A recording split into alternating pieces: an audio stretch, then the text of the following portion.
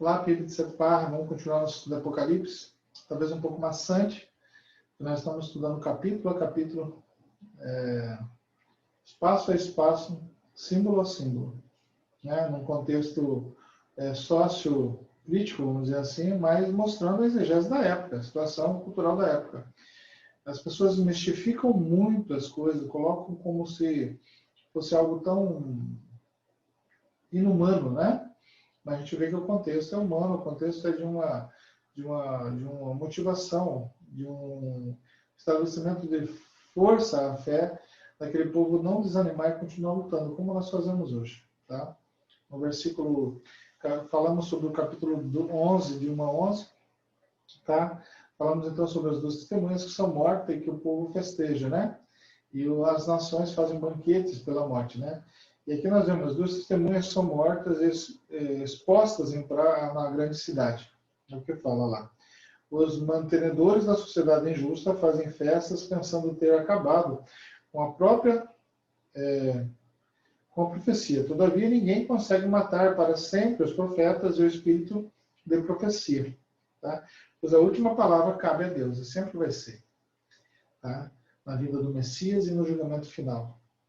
A última palavra sempre é de Deus. O Senhor da vida, da criação e da existência. Tá? Parando um pouquinho aqui, só para dizer assim, nós temos que aproveitar enquanto estamos em momento de amor. Porque quando ele vier como juiz, ele vem com juiz. Tá? Um juiz ele não julga com amor, porque um juiz não pode julgar o seu próprio filho. Tá? Vir com um sentimento de filho, isso é ilegal. Porque ele vai julgar com o coração e com o amor, mas no fim dos contos, como o Senhor é justiça, ele vai julgar pela nossa obediência e pela forma realmente que vivemos e obedecemos à vontade dele. Né? Então esse é o momento que nós temos de reconciliação e de mudança. Vamos lá. Continuando.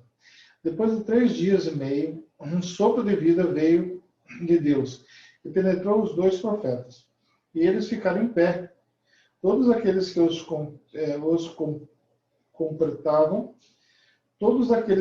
contemplavam ficaram com muito medo.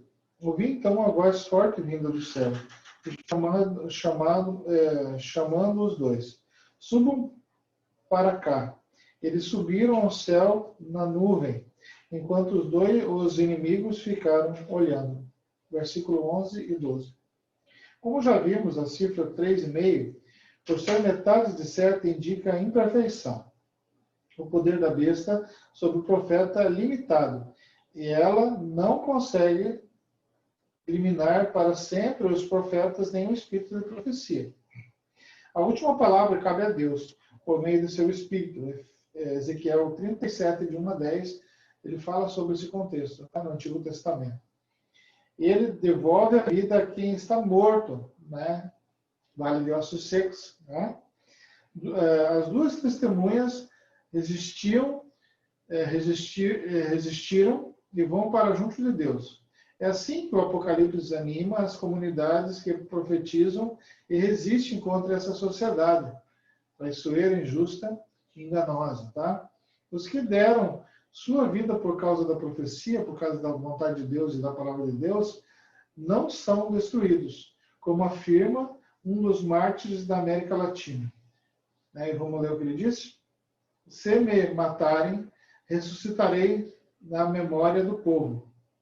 E assim a profecia é capaz de provocar a grande intervenção de Deus na história. Na mesma hora aconteceu um grande terremoto. A 10ª parte da cidade desmoronou e 7.000 pessoas morreram no desastre. Os sobreviventes ficaram apavorados e deram glória a Deus do céu. Versículo 13. O terremoto é um modo simbólico de falar da manifestação de Deus na história. Como ele se manifesta? Mediante a profecia, mediante a palavra do Senhor, mediante a nossa ação como cristãos, como filhos de Deus na terra. Tá? É assim que ele se manifesta. Mas ainda, a profecia provoca a presença de Deus na história da humanidade, fazendo desabar a sociedade injusta, cidade que desmorona. Aqui não está falando sobre profecia quando alguém sai e destruir tudo, né? quando ele sai derrubar tudo, quando ele sai botando fogo em tudo, quebrando tudo e brigando por alguma coisa. Ele fala sobre palavra, ele fala sobre atitude, sobre firmeza, né? Porque a transformação e a mudança começa por nós, né? Então, cada um de nós somos profetas, fazemos a nossa parte, e quando isso se junta, nós somos medidos dentro da vontade de Deus. Ok? A profecia, sim, aos poucos vai minando a sociedade injusta e provocando o surgimento do reino de Deus. Amém? É bem assim. Surgimento do reino de Deus na terra. Olha que maravilha. Tá. Surgimento do reino de Deus agora vai começar no capítulo 15, no versículo 15. Com todo o toque, com o toque da sétima trombeta, tá? Inicia uma nova, que é no versículo 15, inicia uma nova sessão, chamada Sessão dos Três Sinais, que é o 15, 16 e também 16. É o centro do livro, que mostra o conflito entre a profecia e a sociedade injusta fundada, né, pelo homem. Nesse conflito, Deus toma partido das comunidades, julgando e destruindo a sociedade injusta. Amém? Esperança nossa, né? No Senhor. Antes de falar dos três sinais, mulher no 12:1, dragão no 12:3, né, que a gente vai falar no futuro, 7 anjos com as 7 pragas no capítulo 15:11, a gente vai falar um para frente, tá vendo? Tudo ele vai se entrelaçado, né? O autor faz longa introdução baseada em hinos de resistência cantados pelas comunidades perseguidas. Esses hinos revelam a mística das comunidades e sua resistência contra o imperialismo da época, contra uma morte do povo, né, que lutava contra a injustiça. A profecia faz o reino de Deus se manifestar. O céu proclama: a realeza do mundo passou agora para o nosso Senhor e para o seu Cristo. O Cristo vai reinar para sempre, versículo 15. No início, as comunidades afirmavam que Jesus fez de nós uma realeza e sacerdotes para Deus, seu Pai. Agora o autor dá contornos mais claros a essa realeza. Em outras palavras, afirma que a profecia das comunidades e sua resistência contra o poder absolutista provocam o surgimento do reino de Deus e de Cristo para sempre. A essa certeza associa-se as 24 anciões. Eles se ajoelham e adoram a Deus, proclamando: nós te damos graças, Senhor Deus Todo-Poderoso, aquele que é e que era, porque assumiste teu grande poder e passaste a reinar. As nações tinham se enfurecido, mas chegou a tua ira e o tempo de julgar os mortos, de dar recompensa aos seus servos, os profetas, aos santos e aos que temem o teu nome, pequenos e grandes, e o tempo de destruir os que destroem a terra. Amém? Versículo 17 e 18. Olha só. Isso é o crer, é ser uma comunidade que crê na mão do Senhor.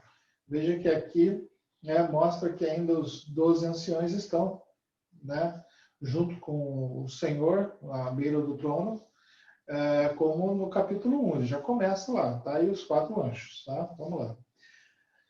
A aclamação dos anciões revela alguns detalhes importantes. A atenção recai sobre o nome de Deus que é chamado. Aí se omite uma perspectiva de futuro, ou seja, não se diz que Deus é aquele que vem. Por quê? Porque Deus já está presente mediante o espírito da profecia e a resistência que as comunidades têm contra o que é injusto. Outros aspectos importantes é a razão pela qual se dão graças a Deus, porque assumiste teu grande poder e passaste a reinar. De que modo, né, ele passa a reinar se ainda era dominado pelo imperialismo? Vejam bem. Mediante a profecia e a resistência. Ou seja, Deus reina no coração daquela comunidade, deve reinar no coração da nossa comunidade quando ele realmente é rei, e a nossa ação é porque ele é nosso Senhor, né, o nosso rei, o nosso libertador, o nosso salvador.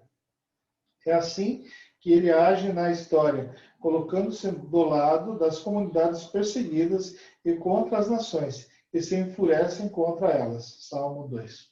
Então, para a gente entender. Veja que nem alguém fala, ah, mas falam tudo isso, mas naquela época eles continuam sofrendo, a gente continua sofrendo até hoje. O que acontece? O reino de Deus está dentro de nós. O rei, Deus, nosso Senhor, nosso rei, o Senhor Jesus Cristo, ele tem que ser o nosso rei. Tá? O reino de Deus na terra é ele reinando sobre aqueles que servem e fazem a vontade dele. Isso multiplica, isso cresce. Tá? Como você jogar semente na terra. Ela vai brotando, e de uma espiga vai dando milhares de espigas, e milhões de espigas, e assim por diante. É o reino de Deus na terra. Ele não está falando, o imperialismo lá não acabou, mas ele era rei daquelas comunidades, era senhor daquelas comunidades. Ele estava reinando ali. Eles agradecem porque Deus agora reina naquela comunidade. Então, para a gente pensar se hoje ela reina na nossa comunidade. Ou é uma comunidade que apenas diz que ele é Senhor. Tá? Vamos lá. A sétima trombeta, portanto, anuncia que a profecia gera o reino de Deus na história. E que Deus está do lado dos seus servos e profetas, os que o conhecem como o Senhor de sua vida e Senhor da história. Mediante a profecia, Jesus julga os mortos, os que sustentam a sociedade injusta, destruindo-os. Tá? Vamos lá. A nova aliança. A gente vai pegar agora 19, né? A nova aliança. Vejam bem que interessante. Abriu-se então o templo de Deus que está no céu e apareceu no templo a Arca da Aliança. Você lembra que a Arca da Aliança sumiu? Se perdeu? É uma história interessante, né? Muita gente usa esse símbolo, mas ninguém sabe sobre a Arca da Aliança. Hoje, vejam bem. Houve relâmpagos, vozes, trovões, terremotos e uma grande tempestade de pedra. Versículo 19. Com essa imagem, o Apocalipse mostra que, mediante a profecia e a resistência das comunidades, acontece a nova aliança entre Deus e a humanidade. Segundo uma tradição antiga, recordada por segundo Macabeus, capítulo 2, de 1 a 8, que é a história de Israel, está na Bíblia de Jerusalém, a Arca da Aliança desaparecera no tempo do profeta Jeremias. O lugar onde ela se encontrava ficara desconhecido até que Deus se mostrasse misericordioso e reunisse novamente toda a comunidade do povo. Então o Senhor mostraria onde estava a arca. Ao dizer que a arca reaparece no céu, o Apocalipse afirma ter chegado o tempo em que Deus se mostrou misericordioso e reuniu o seu povo. Relâmpagos, vozes, trovões, terremotos e tempestades de pedra são modo de dizer que Deus de fato se faz presente e reina mediante a profecia e a resistência das comunidades. Você é uma comunidade que resiste? Uma comunidade profética? É uma presença mais intensa do que a descrita em capítulo 4, versículo 5. Ou seja, aqui são pedras também, né? Vejam bem, a presença do Senhor, né, naquele momento. Tá? Por que os profetas não morrem? Né? Tá? Por que os profetas não morrem? Porque a palavra do Senhor, ela fica no coração daquela comunidade, no coração do povo e na história. Tá? Como eles vivem? Vivem dentro da memória, dentro das marcas que eles deixam na existência. Por que não se diz mais que Deus é aquele que vem? Porque Ele está no meio de nós, está entre nós. Seja feita sua vontade aqui na terra como no céu. Né? Ele que reina. Né? Primeiro o reino de Deus é a sua justiça, depois as demais coisas serão acrescentadas. É Bíblia. Tá? A profecia provoca a ruína da cidade cheia de ídolos. Comente sobre isso. Como nós vivemos hoje? Isso daqui é uma carta para dar esperança àquela comunidade, para dar esperança a essa comunidade hoje cristã, que muitas vezes está morta, está apagada, está estacionada. Como disse um filósofo uma vez, ele fala algo e às vezes a pessoa critica, mas no contexto que quando ele olhou, né, para a sociedade, para a existência, ele falou assim, a religiosidade hoje, ou a religião hoje, é o ópio do povo. O que o ópio faz? Ele entorpece, ele adormece, ele faz a pessoa ficar apagada, sem resistência, sem luta. Apocalipse não ensina isso. Fica com Deus. Terminamos aí capítulo 11, próximo é capítulo 12.